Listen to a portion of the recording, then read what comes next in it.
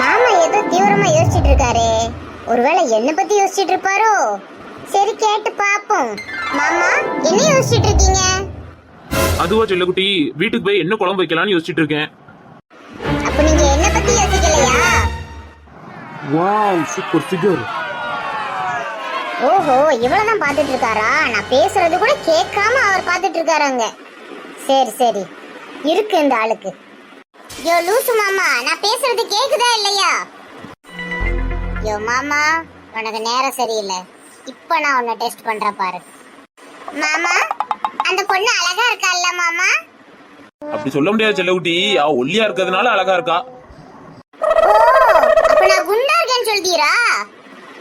ஐயோ, இவ வேற என் வாயை கிளறாளே, போட்டு வாங்குதா போலயே. அது தெரியாம நான் வேற உண்மை பேசுறேன். பேசாம ஓடிடுவா, இல்ல அடிச்சு முறுக்கி விடுவா.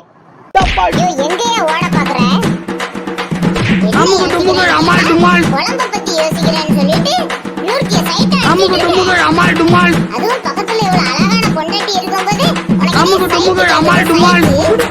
உனக்கு